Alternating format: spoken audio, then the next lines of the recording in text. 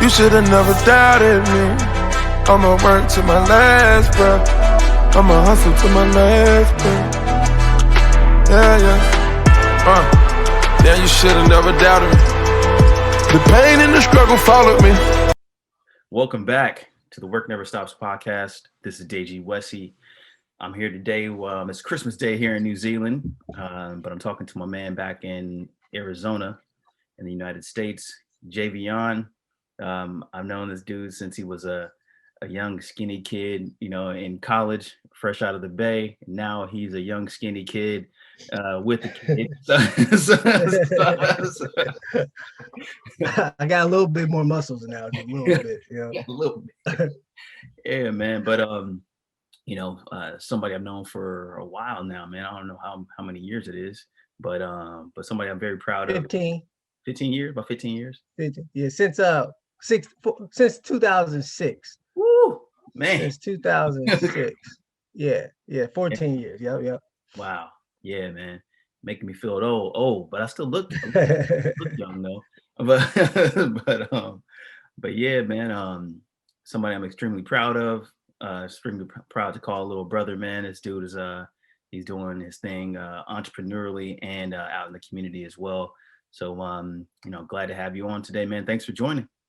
Yes, man. Thanks for the invite, man. I really appreciate it. You're a big brother to me. We go way back, as you've already said. So I've always wanted to do this podcast.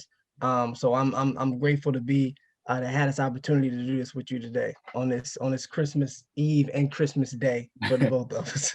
Absolutely, man. Good stuff, brother. So man, so my younger brother went to school with Jvion in LA. Went to college with Jvion back in LA, and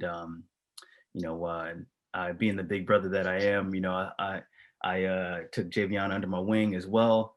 And it's been cool to see you, get out into the world, man, doing your thing.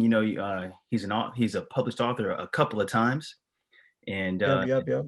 And he drops wisdoms on the gram, and now he's doing some things out in the community, man. But you know what? In true work never stops fashion. I kind of want to throw it out there real quick, and just talk about your work never stops moment. That moment where you kind of were embraced, or you hit the wall and you had to decide that, in order to get what you want out of life, you have to push through, and you decided that that was the path for you. You weren't going to settle for, for the situation, man, for the moment. Yeah, man. I mean, I had a lot of those moments, especially probably about, 3 years ago was when I was going through a rough divorce. My business was doing well. But then, because of the situation that I was going through at home, it started to falter, right? And I really wasn't able to really put a lot of work into my business. I wasn't mentally there. I never used to call it depression, but I was definitely going through a depression. In the moment, you don't really notice it. I guess probably because I was just being tough. Like, oh, come on, depression. Like, I'll never suffer from depression. I'm good. I'm a superhero, right? So I'm just like, I ain't going through it. But in retrospect, that's what it was. It was a really tough divorce that I was going through. Funds were really low. I mean, I was negative in my bank account every week. I got the documentation to prove it. Just struggling, right? And I got to a point where it was just like, this is not it for me, like this is not where it's going to stop. I have to push through this. I have a family, you know what I mean? I have a son that I have to take care of. So what I decided to do was just get back on my feet, grind with my business, and then go after my passion. I started working with kids around that time. And that's what really got me in a positive light was working with those young men that I work with, mentoring those young men. You know what I mean? It was at that point where I really realized for sure that money really doesn't make me happy. It's not the only thing. It's really service and doing the work and working with the youth and impacting other lives. So that's one of the points where I had to really just dial down and grind and have that work never stops moment, because I'm doing it for a bigger cause. Yeah. Awesome, man. Yeah, no, great story of overcoming. Seems like you had a few things going on, especially when we have some emotional things happening in our lives. It's hard to take that inventory of yourself, man. So kudos to you for realizing that and then doing what you need to do to move forward, man. Because a lot of times we we do have that aha moment and we see what's going on, but it takes a whole nother gear to do what needs to be done and Yeah. respond to your ability, man. So what's this organization that you're working with the kids? So the organization is called Fight for Life, No Excuses. I became a part of the organization 3 years ago, around 2018. So what we do is we have a 12-week mentorship program. Usually starts from September to December. We actually just had our graduation last weekend. So what we do is we focus on STEM. We do financial literacy. We do self-defense. We have field trips for the young men. It's ages from 8 to 17. We bring in other leaders of the community, other entrepreneurs, other people that just, it doesn't matter what they do for a living. We just want to expose them to different things. We Yeah. teach them about stocks, right?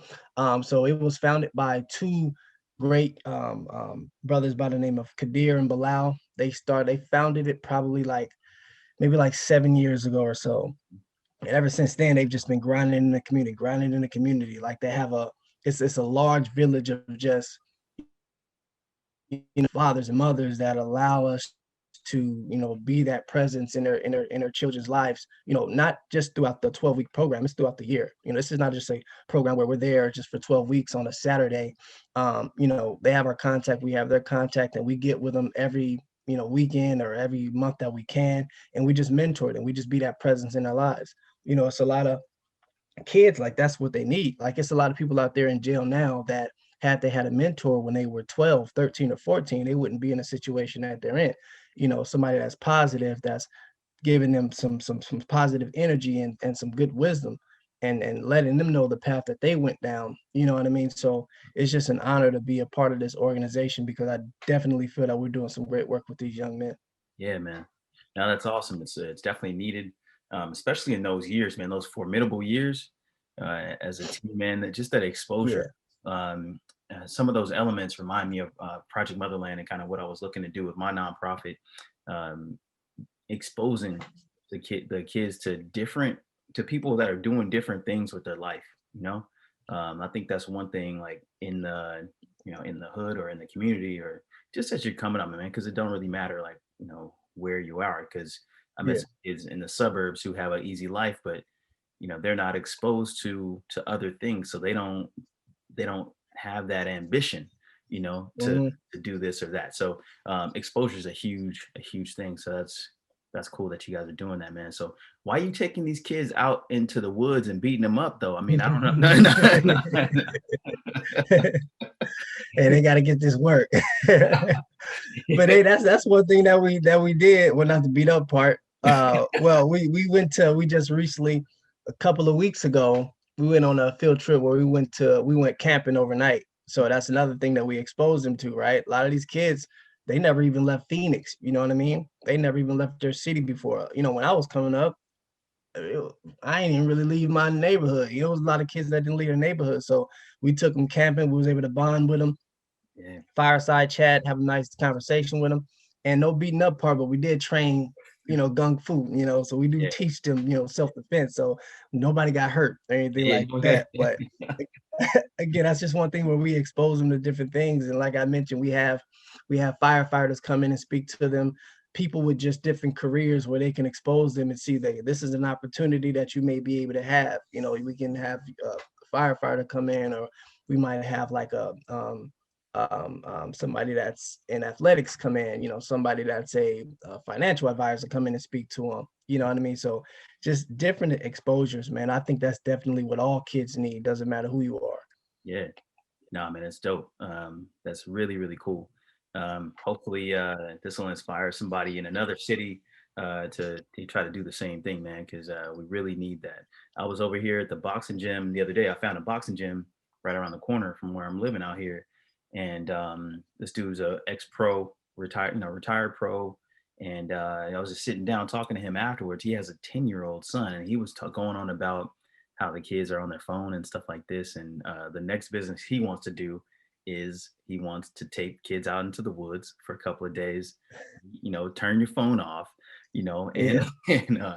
let's do all these activities and, talk and learn different skills and things like this, man. So it's like all over the world, man. It's kind of I don't want to call it a crisis, but if it is what it is, but Yeah. definitely need to, get out to nature and, and get off Yeah, the phone. it's therapeutic, man. It's therapeutic. That's one thing that when we went out there, we said, listen, no phones. I mean, of course they had their phones, but we're like, listen, we don't want you on your phones. It was one kid that, during his downtime, he had his phone out, and I was like, what you doing, man? He was like, I'm just, and I could see on his phone, he was like, I'm just reading. And I'm Yeah. like, oh, okay. All right, I let that slide. Yeah, He was reading, you know what I yeah, mean? yeah. He was Fair enough. actually a very, very, very smart brother by the name of Quattro. Just real quick on him. He's 16 years old and he just got accepted to Arizona State. So congratulations to him. The guy is Yeah. about to be majoring in, I believe, mechanical engineering or something. I believe along those lines. Very smart brother. Always About to those start dudes, college. engineering Huh? dudes. It's always these engineering kids, It's Yeah, they brainiacs, man.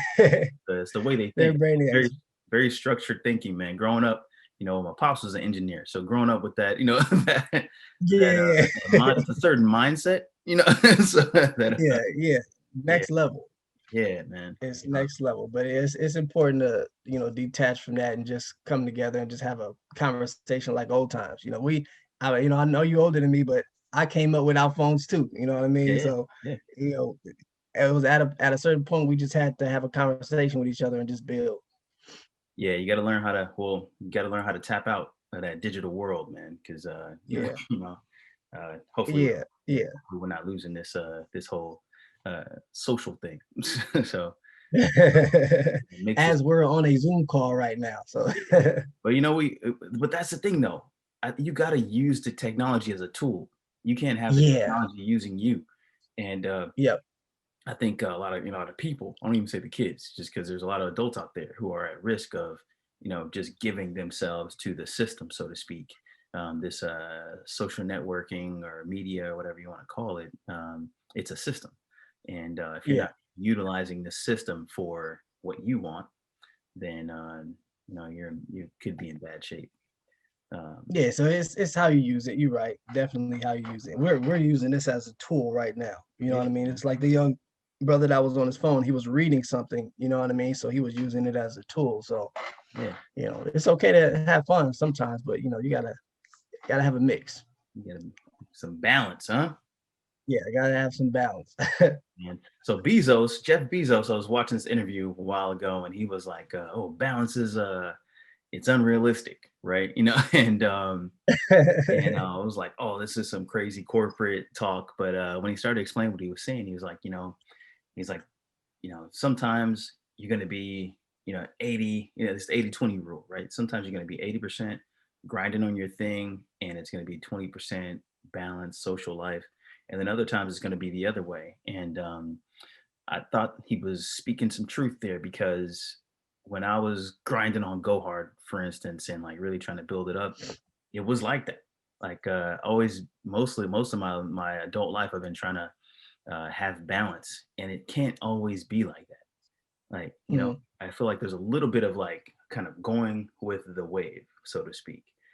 There was times when I first started boxing, Google thought that I worked at the boxing gym for the amount of hours that I was spending spending in the gym. And these hands are decent now, but only because I spent so much time in the Yeah. in the gym. But like, like, it's like now, I box every couple of days or whatever, but it's nothing compared to like, 2-3 times a day, Yeah. uh, but I feel like you kind of got to go with the wave. There's a time for everything, so to speak. Uh, Yeah. yeah. And we still, sidebar on that, we still got our little thing. We got to Oh, spar, oh, oh, yeah. that's Uh, long overdue. I man, know you yeah, probably got like 40 pounds on me, so it's technically, you know what I mean? So yeah, yeah. Man, what's funny? I didn't really respect that, about weight difference, man, but that shit is real. Like, weight, I got weight classes for a reason. But yeah. Yeah. It's for like when I used to box, man, they used to, cause I was always like I look like I weigh more than what I actually weigh. You know what I mean? So they used to always put me in there with people 180. You know what I mean? I used to spar a guy named Tyrone. He was like 216. You know what I mean? Yeah. So I'm used to sparring bigger people that's like 40 pounds heavier than me. You know Yeah. what I mean? But it's definitely a difference, man. They y'all pack more power. It's Yeah, just a definitely. natural thing. Man, so when I was in like my boxing shape, I'm probably about 215, 215, 220, like in shape. But if I get up to like 240, 230, 240, I can feel the difference of like my power. Like you feel it and you kind of get Yeah. drunk on it a little bit too. You gotta you gotta like, man, nah. I'm good right here. I'm good. I'm good. Yeah. Oh man. Yeah, Yeah. but we'll set that up one day though. No, I'm But definitely yeah, that'll be cool. yeah, you was talking about the balance though. There's this book called The One Thing, and it was talking about like focusing on. Have you heard of that book, The One Thing? No.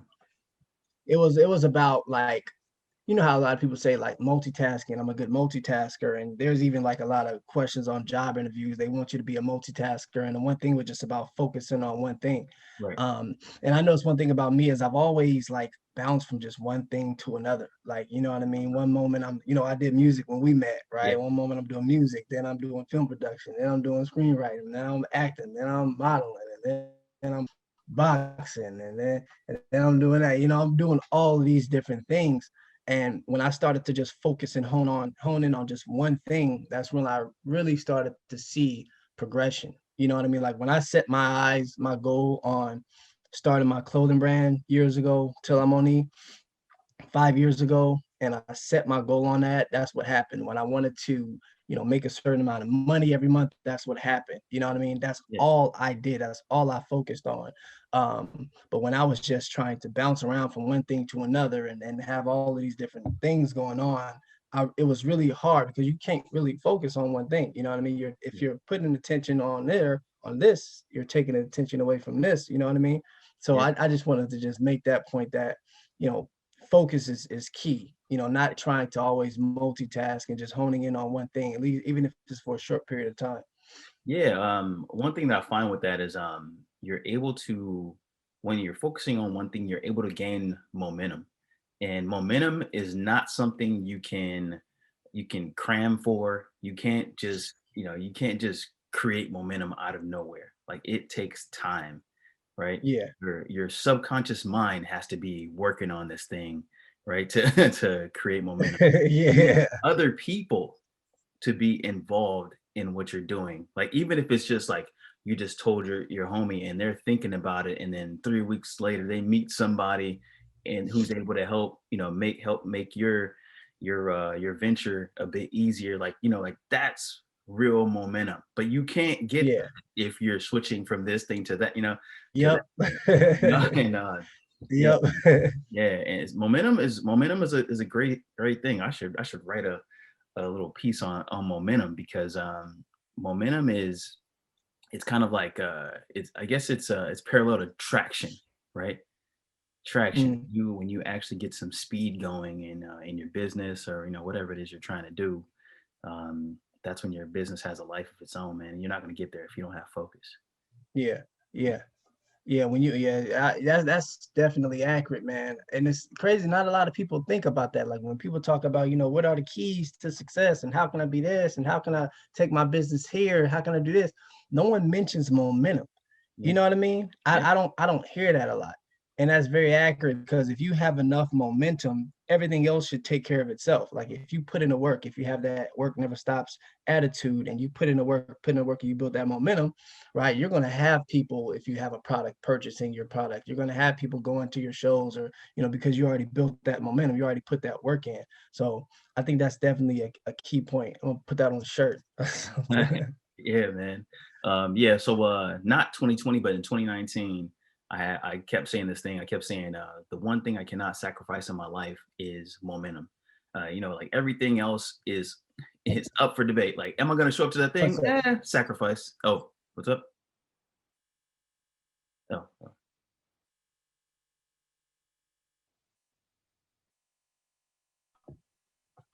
right, we good. All right, for sure, for sure. But yeah, I used to say that the one thing that I can't sacrifice in my life is momentum, and everything else, is on the chopping block, so to speak. Am I going to show up at that event? Maybe. Like, if it's gonna cost me momentum, done. If Yeah. this, relationship or whatever it is going to sacrifice me, this momentum I've built up, done.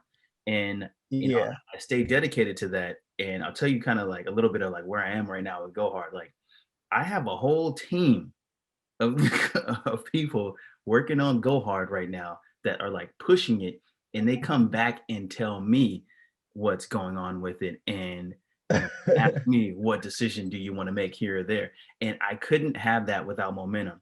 And as an Momentum. entrepreneur, like it's a bit scary because you built this thing up and now other people have an interest in it. They have a Yeah. stake in it.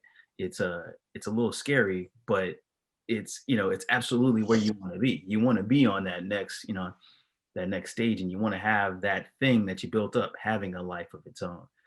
Yeah. Man, same. I mean, same exact thing with your business as it was with mine when I had my clothing brand 5 years ago, when it was just like this big thing, right? And I built up so much momentum where I had a lot of people that was on social media that was just like working for me. You know There what I you go. mean? Yeah, Just shouting me out. I had a good brother. His name was Tavares. He actually loved my brand so much that he purchased like $100 worth of shirts, paid for a professional a photo shoot, and got pictures taken with, got models in the whole nine, and did all that work for me, just just out of love, just because of the momentum that I built up, right? Because I was putting in that work. Now fast forward, I went through, we spoke in the beginning, went through the divorce and trying times, and it was hard and all of that, shut my business down. And then recently, maybe about a year or so ago, I started my business back up. And because I didn't have momentum, it wasn't the same impact, right? Like before, I post a picture, it's sales going crazy, right? Now, fast forward, I no longer have that momentum. I post the pictures. Okay, yeah. it's, it's not the same. It's not the same thing. Even though it's the same people, follow me. The same people are able to see it. I still got to build that momentum back up. So that's the thing about momentum, is you have to build it back up. You can't just have momentum in 2015, stop, and then 5 years later keep that. You know what I mean? Pick Yeah, up with where that same momentum. You got to build that back up. yeah, it's not going to be the same. That's for sure. That's why these companies, go out and get celebrities to endorse their product and all kinds of stuff, because they're trying to Yeah. fabricate this attraction, right? Quick. That's the fast way. Yeah, man, no doubt. Well, yeah, I knew we had you for a quick minute today, man, but let's definitely do this again, man. This was fun. Cool catching up with you. Cool getting some few insights out there. Um, so what's next for you, man? So right now, I have my second book is coming out. So my first book that I wrote is available right now on my website, actually, jvionvision.com, also on Amazon, but you can get it directly from me. It's all those books right there. Boom. There you go. And all these books right here under me. Yeah, Oh, let me get a picture for the yeah, people. yeah.